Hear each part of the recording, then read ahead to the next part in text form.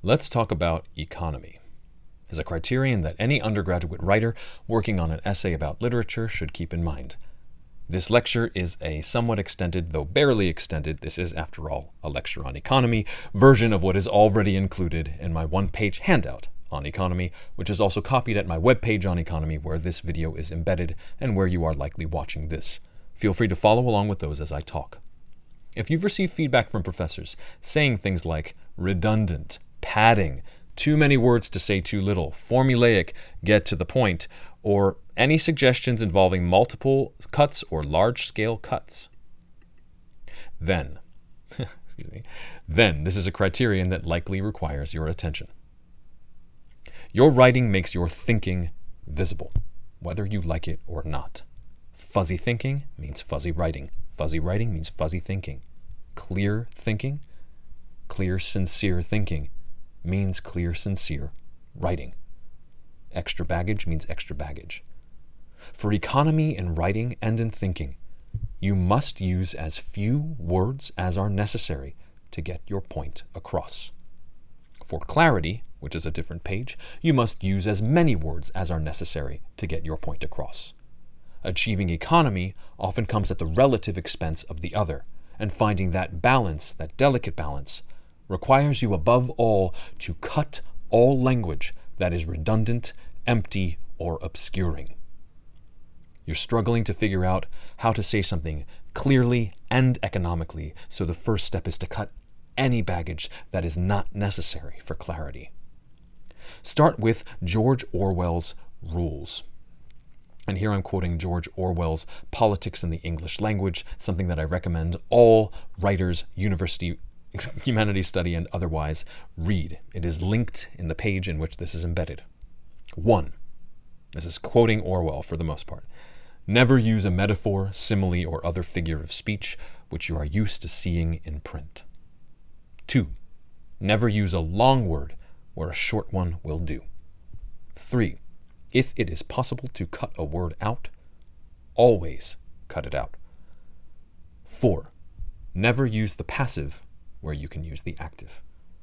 5. I modified this one.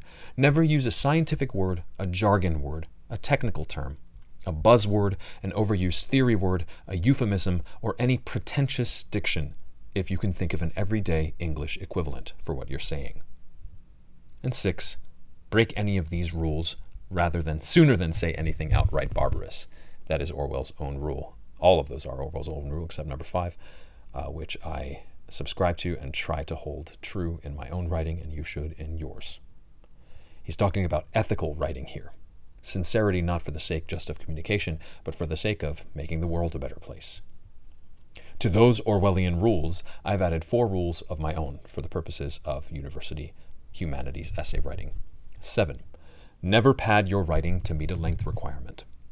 It is usually better and will usually get you a better grade to just hand in an underlength paper than a paper padded with extra words to reach the length limit. That just complicates things is the wrong word.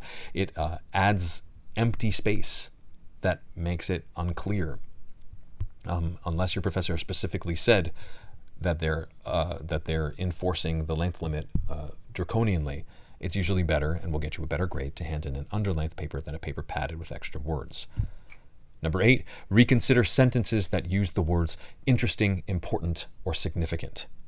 Right? If these words appear in a sentence in your essay, then they are very likely, but not certainly, in sentences that are, the full sentences, redundant wastes of words. Right? I'm not just saying cut that word, I'm saying probably cut the whole sentence that contains it. We assume you have only included in your essay material that is interesting, important, and significant. Else, why have you written an essay about it? Number 9, big one, use your title wisely. You're writing in the 21st century, so you should think of your essay as one of many items being browsed online. That means that someone who's browsing should be able to immediately identify the subject of your essay and its approach or methodology in its title. Your title should make immediately clear, in succinct, unambiguous wording, see the precision page, the subject of your essay, that is, the title of the primary play, poem, or book being studied and what you're studying in it, and the approach or methodology you're using to deal with that subject. And no puns, please. See the tone handout, or the tone page on that. And finally, 10, no warm-ups or cool-downs. Once the title has made the things clear, what you're writing about and how you're approaching it, then the introduction is free to just jump right into what we would call your thesis statement. We don't need probably any more extra warm-up context than your title has already given us. Most of your introductory paragraph should be your thesis statement, and you can see the depth page for more on that. In a short essay, your conclusion paragraph, the cool down, it should not be a cool down. Your conclusion paragraph should not simply repeat material that you said elsewhere in the essay. How short do you think my memory is? You don't need to repeat what you've said before as though I don't remember it from 4 pages ago. Your conclusion paragraph is there in a short essay, and generally in a higher level academic essay, to open up further inquiry, primarily. To get at something underlying all this and underlying Orwell's critique, I would simply say, don't be Lumbergh. Don't be Bill Lumbergh. If you want to sharpen your sense of and disgust about using extra words where they are not necessary, I recommend you watch a 1999 film that remains one of my favorites, Mike Judge's movie Office Space. In it, the villain Bill Lumbergh has an infuriating way of using too many words to say something simple, if he is saying anything at all. Excess of wording is weakness of character. Excess of wording is weakness of character. It seems like Bill Lumbergh in all these cases is using extra words to try to be nicer, but as the film is quite aware, and as you should be aware, Lumbergh is achieving the opposite effect. He's making bad news feel far worse. So, he'll say something like, Milt, we're going to need to go ahead and move you downstairs into storage B. So if you could just go ahead and pack up your stuff and move it down there, and that'd be terrific, okay? What he's trying to say is, Milt, we're moving you downstairs into storage B. Pack up your stuff and move it down there. But he's added, we're going to need to go ahead and, if you could just, that would be terrific, okay. More than half of the words he has used are unnecessary to say what he has to say. He has a weak character.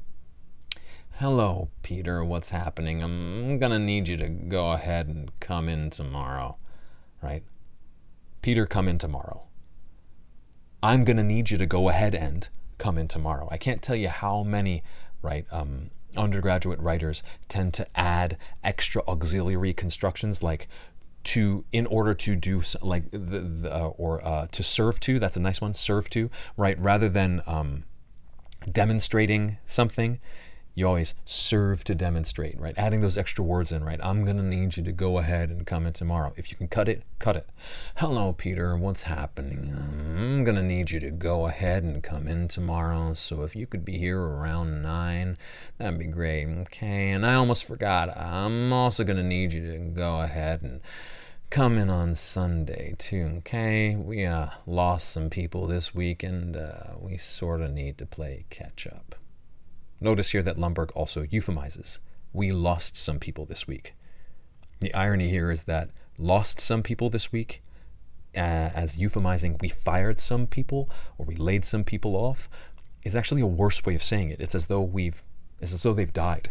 Right? So somehow we've like looped around the side and so trying to muffle everything we said or buffer everything we said, we've said something far worse because we're not listening to ourselves.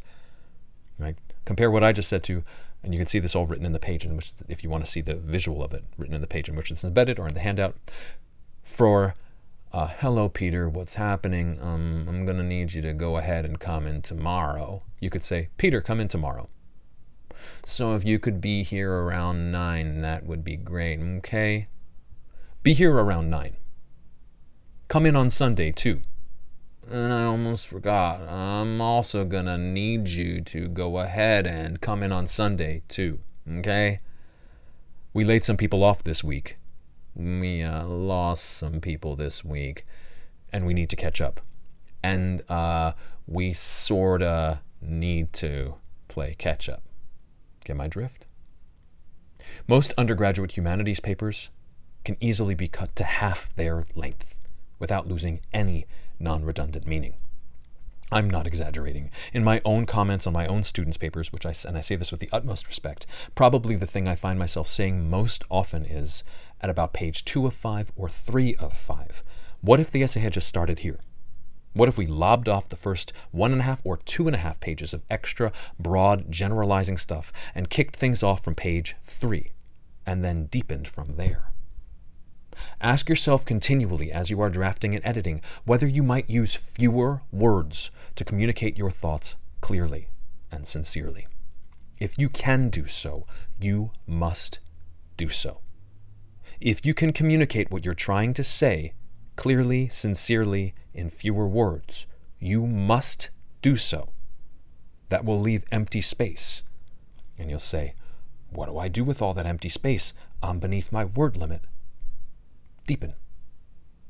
Refill the newly empty space with depth and complexity.